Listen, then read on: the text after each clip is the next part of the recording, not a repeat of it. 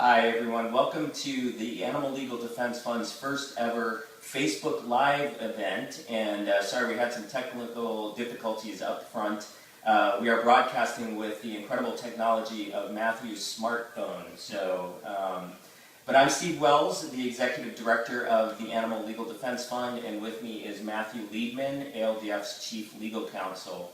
And we wanted to kick off our Facebook Live events with a discussion about Ag-gag laws, which are a serious concern for animal welfare as well as free speech and many other reasons.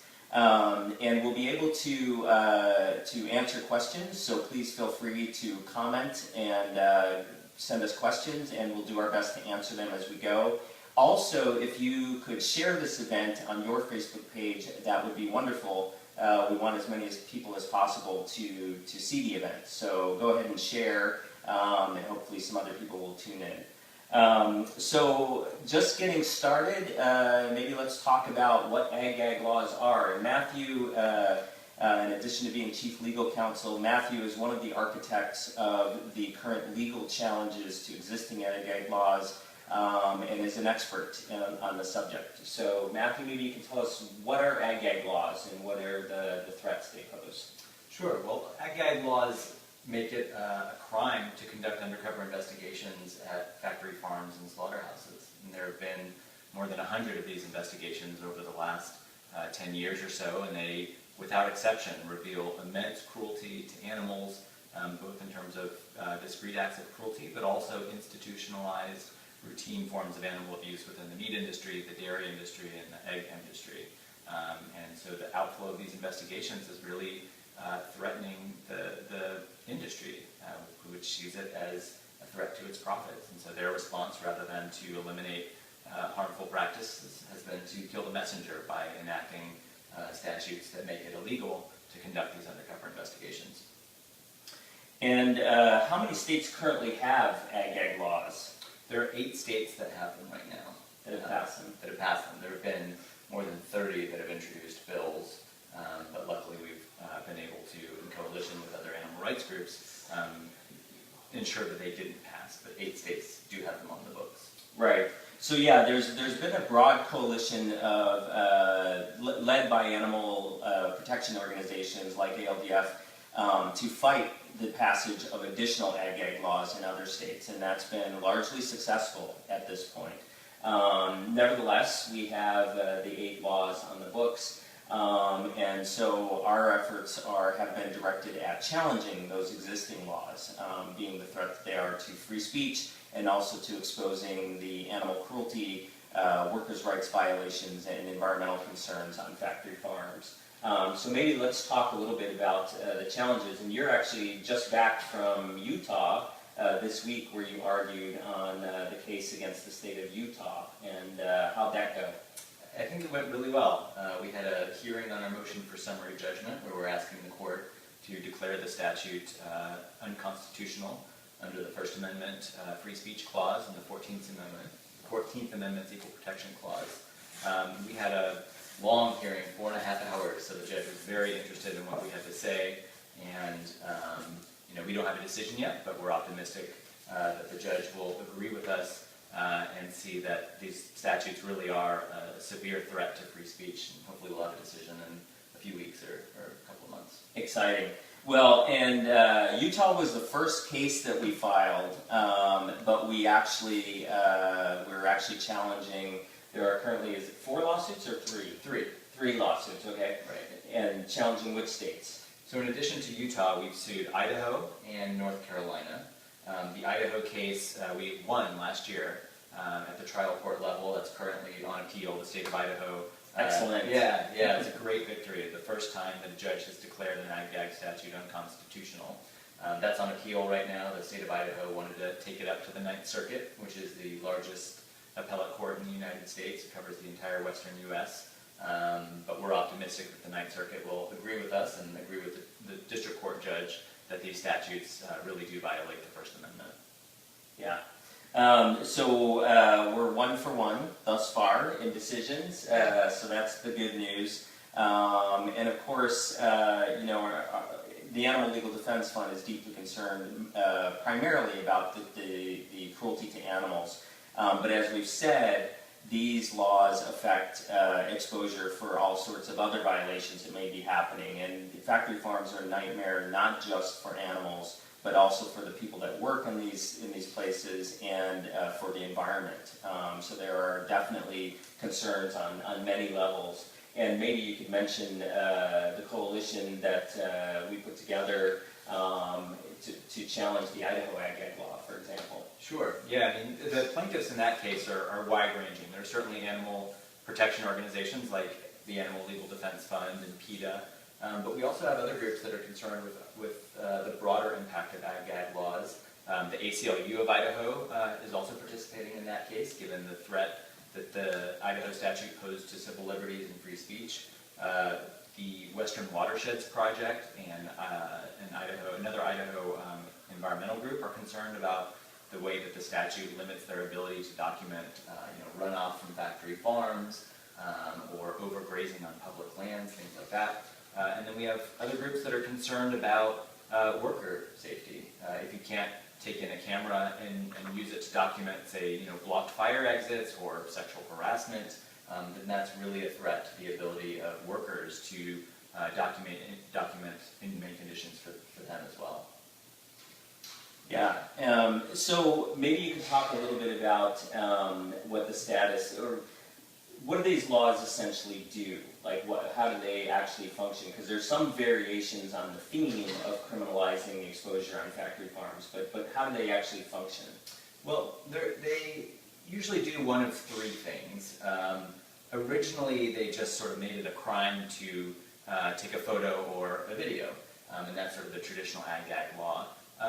The sort of second generation of ag-gag laws also added a new version, which is criminalizing gaining access to a facility by false pretenses. And obviously, if you're going in as an undercover investigator who works for the Animal Legal Defense Fund, you're not going to put that on your resume when you're applying to a factory farm. And so you go in under the pretense of being sort of a normal employee, but in fact you're there not only to sort of do the job that you're paid to do, but also to document inhumane conditions. So some statutes prohibit lying on an employment application. And then the other version are these mandatory reporting statutes, which require anyone who documents animal cruelty to turn it over to the authorities within 24 hours, which on its face sounds like a good idea. We should all report animal cruelty when we see it. But in fact, these are actually just a more nefarious version of ag-gag laws, and they're intended to sort of stop investigations before they start. Because if after your first day you have to turn over your evidence to the authorities, a one-day investigation is not going to reveal as much as a much longer one. So the industry's gotten clever, but we're fighting back. So we have some questions. We have a question from Elizabeth. Do you think that the Idaho decision is deterring other states from enacting similar legislation? I think it is. I mean, the fact that the last 3 states that have introduced ag-gag laws have been sued in federal court by the Animal Legal Defense Fund and others is a strong deterrent. I mean, states don't want to enact legislation that's going to tie them up in the courts. And so I think having those lawsuits, and especially the victory in Idaho, really is a deterrent to other states that are considering these statutes. Yeah, and you were talking about one of the types of laws that is passed that would require immediate reporting. And can you go into a little more detail about what effect does that have? Well, I mean, so consider if we had a similar rule for undercover journalists or police officers. You can only conduct an investigation for 24 hours and then it's over. That really undermines the ability to show that problems are recurring, that it's more than just an isolated incident. It prevents you from showing that management is complicit, because on your first day of employment, you're probably not going to have the ear of the manager, and it really is an effort to stop investigations before they even start. Yeah. So we have another question from Rose, who asks, why do farm workers have an expectation of privacy that office workers do not? Well, I don't think that farm workers have an expectation of privacy. The response to our criticism of ag-gag laws is that, well, this is private property, and you wouldn't want someone going into your home with a camera. And I understand that instinct, but factory farms are not private spaces. These are heavily regulated commercial enterprises where there really isn't a reasonable expectation of privacy. And so someone who's wearing a camera to document the abuse of animals, I think that's drastically different than installing a hidden camera in someone's house. And apologies for my distraction with the screen. I promise you I'm not checking my email. I'm actually looking for questions as they come in. And as I said, this is our first ever event, so I'm getting used to this format. There is a question from Susanna. She's asking, how can factory farms even be legal? That big question. It is a very big question. And but a good one. We're doing our part to make sure that they're not. But unfortunately, the ag industry has a lot of money at its disposal, and it has a lot of influence in states where agriculture is a big presence. And so they're able to help write the laws in ways that permit them to do what they want. Many states have exemptions for animals raised for food, or they at least exempt common industry practices. And so things that are pervasive throughout the industry, like the use of intensive confinement, or routine mutilation, like tail docking or beak trimming, are just written out of the law. But we're doing what we can to make sure that those laws change and that we can use creative litigation to hold factory farms accountable.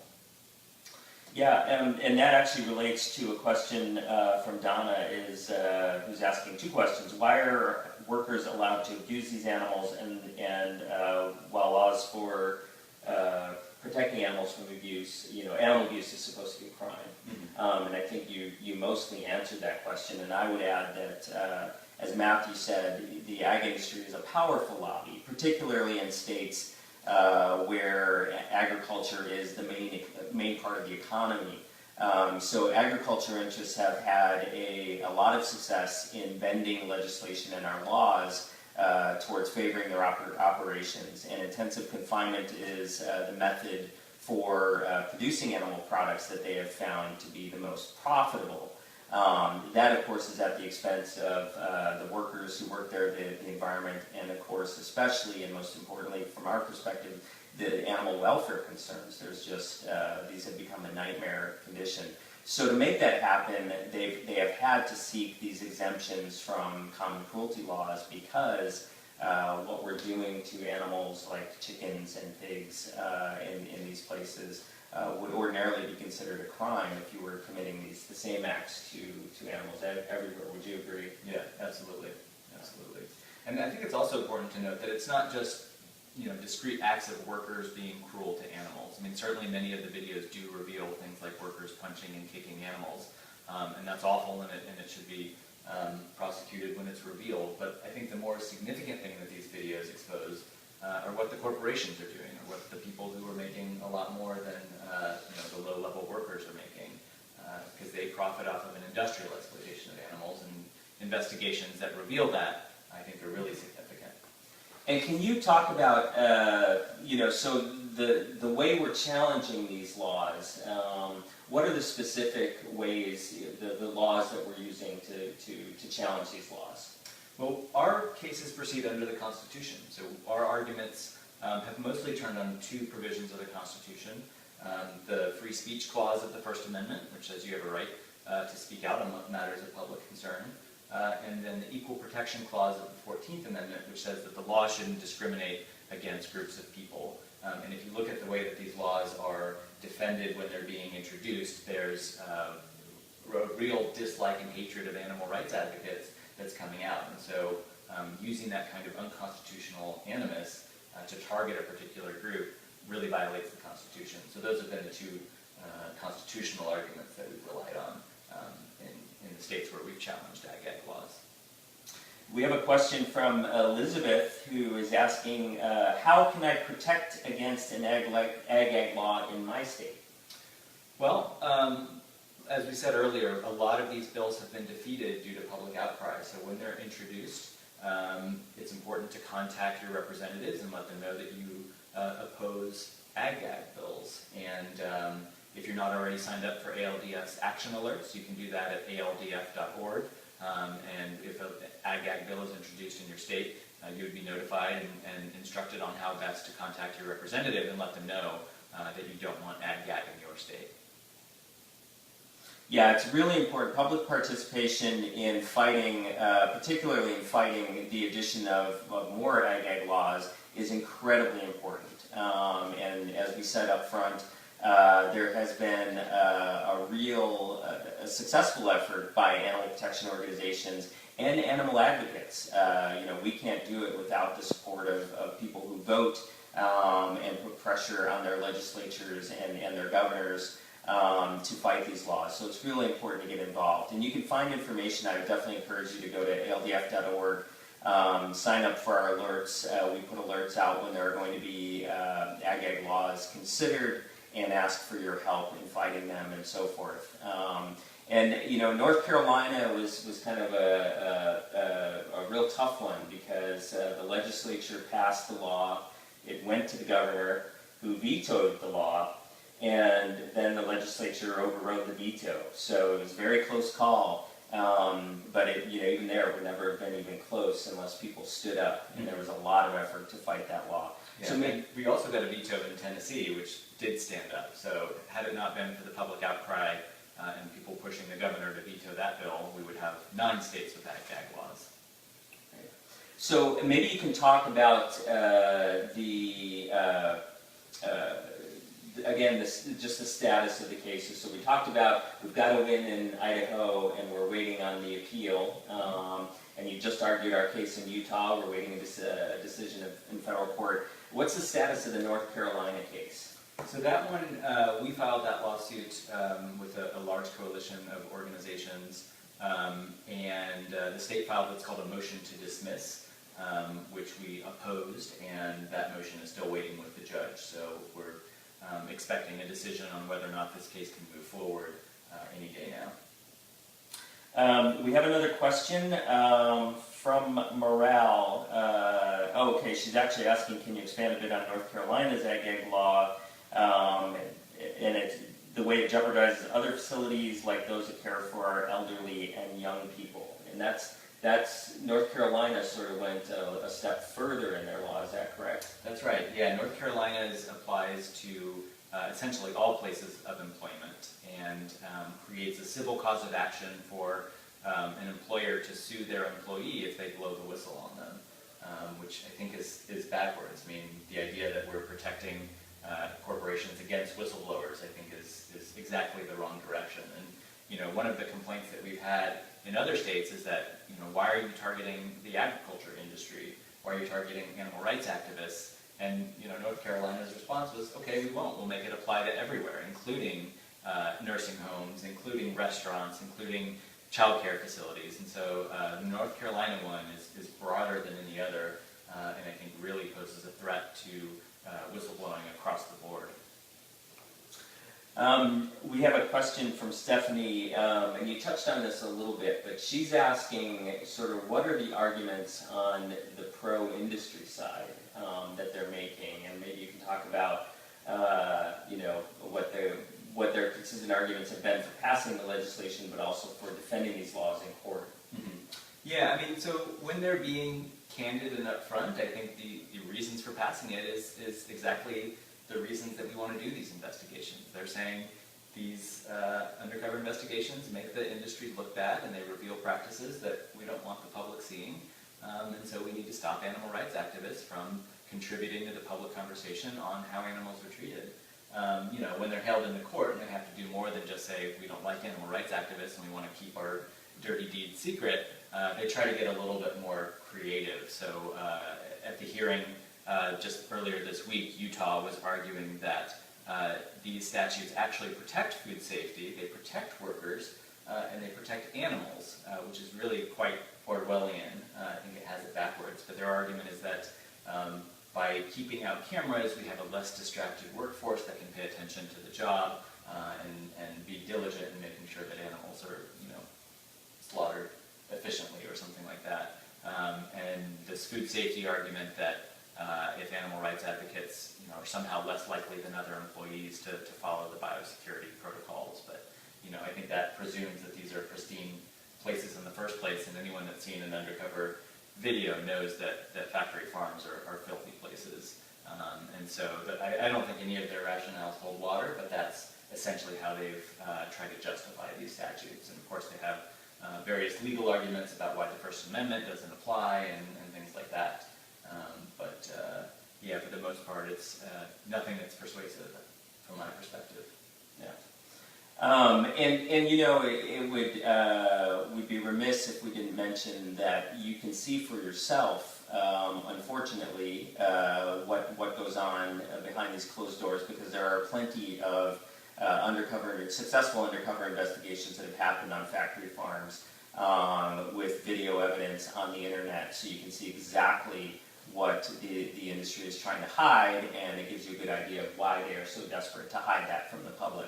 And it runs counter to everything you would think should be going on, whether, you know, obviously from any concern whatsoever for the well-being of animals, but also, as I've said, workers and the environment, but also from the perspective of food safety. You know, the things that are going on there are things that they're quite desperate to hide.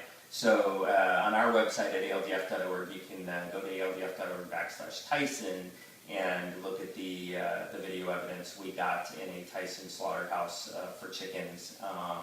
We also recently had a successful undercover investigation at a facility called Mashoff's, which raises young pigs for slaughter. And the evidence there is horrific to watch, but it really gives you a good idea of why the industry would be so desperate to hide its practices.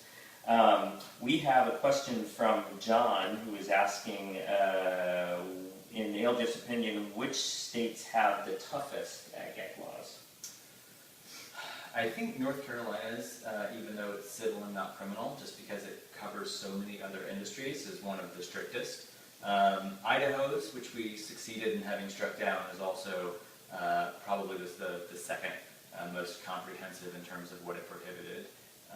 But you know, all of them are egregious to the extent that they make it impossible to conduct undercover investigations. So, and we have a question also about from John about Arkansas. What, if any, laws does Arkansas have in place? And I don't think that's one of the states with an ag-gag law currently. That's right. That's right. Arkansas does have a law that prohibits knowingly causing damage to an agricultural operation, but it doesn't mention filming, and you know, unless damage is construed as, you know, negative publicity, then I wouldn't consider that an ag-gag law. And just to give a little context that I think is important, we talked about how you know, animal cruelty laws are state laws, just like ag-gag laws, and so they vary from state to state. There are states that have essentially written farmed animals out of their anti-cruelty laws, and there are other states that have exempted so-called customary practices, which are then defined by the industry, which of course considers virtually anything that happens in factory farming a customary practice. So the net effect is the same. So we're seeing in many states essentially writing farmed animals out of the animal cruelty laws. And in addition to that, and this is something that a lot of people are shocked by, there are no federal laws that protect animals while they're being raised for food production. There is a federal statute that kicks in at the moment an animal is being slaughtered, that they're supposed to be rendered the Humane Slaughter Act. And there is a transportation law that deals with conditions for animals as they're being transported to slaughter. But there are no protections for animals on farms. So, you know, in that context, you really see how far the industry has pushed the laws. We have a question that actually just popped up about, you know, how are these things occurring? So that gives you sort of a context for this, and again, why you know, why the industry is so desperate to hide what's going on behind closed doors. So we have another question here from Fadwa, who's asking, does an ag-gag law exist in Illinois? And I think again the answer is no in Illinois. In Illinois, by the way, this is a sort of separate, but ALDF produces a list of all 50 states and how they rank in terms of their animal cruelty laws. One of the things we do consider in that list is whether farmed animals are included or not. It's one of the things that changes the ranking of the state. And Illinois has been #1 for the past 5 years in terms of its cruelty law. Let's see, we have a question. This one, you may have answered already, but I'm going to pitch it out there again because I think it's important. What does Ag-gag law's requirements for reporting animal abuse in a short time frame mean for investigations? So yeah, the only state that has a law like that is Missouri, and it does require reporting, I think within 24 hours, it might be 48 hours, but as I said, that means that the investigation, when we conduct undercover investigations, they take much more than a couple of days. They can take weeks or even months. And that's so that the investigator can really document thoroughly the practices and know that what's happening is regularly occurring and not just a bad day or something like that. And so I think by eliminating the investigation within a day or two really undermines the ability to conduct a thorough investigation of the kind that animal rights groups engage in. We have a question from Stephanie who's asking, good questions. She's asking, can it be argued that the treatment of animals falls under consumer rights, i.e. Do we not have a right to transparency in terms of looking at the raising of animals as a food product, therefore public safety issue? Yeah, well, so one of the theories under the First Amendment is not only that there's a right to speak and give out information, but there's also a listener's right under the First Amendment to receive information. And so we sort of tried to frame this not only as about what our investigators would like to say, but also the right of the public to know how animals are treated on factory farms. Yeah, and I'm just refreshing the page here. So let's see. We have a lot of people are saying they're having trouble hearing us, so we'll try and speak as loud as we possibly can. And this is good feedback for next time. Remember, this is our first go-round, so we will definitely do better on the mic front. Brenda asks, is there any hope for a federal law to protect farm animals? And I think either one of us can answer that question. Why don't you go ahead? Well, I'm assuming you're in the U.S. We do have some folks who are joining us from abroad, but within the U.S. we certainly know that there is an incredible amount of dysfunction in our lawmaking process in Washington, D.C. right now. There are lots of great animal advocates working to further farm animal protection laws and other animal protection laws at the federal level. But the reality is that our political process is not allowing for a lot of sort of forward-looking laws. And I would emphasize again, we talked about the importance of people getting involved at the state level and fighting ag-gag laws from keeping them from passing.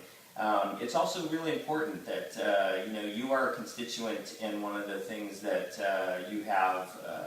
One of the powers that you have is to talk to your federal representatives and tell them that animal protection issues are a primary concern for you. And you can also help direct them to legislation that's pending and so forth, and get them to help support it. But unfortunately, the political reality is that I don't see a federal farm animal protection law passing anytime soon.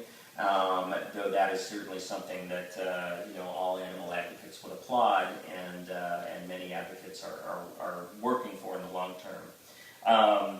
So let's see.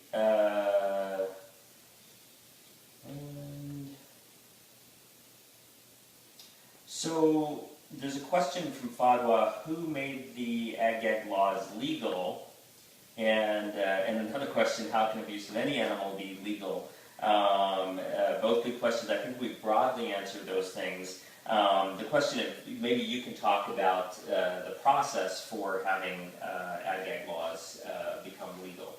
Sure, yeah. These are bills that have been introduced at the behest of the industry, and in some cases actually written by the industry. The Idaho Ag-gag law was written by a lawyer for the dairy industry. So They have a lot of pull. They write up legislation they would like to see. They give it to a lawmaker who introduces it, and unfortunately, sometimes they pass, and that's where litigation comes in.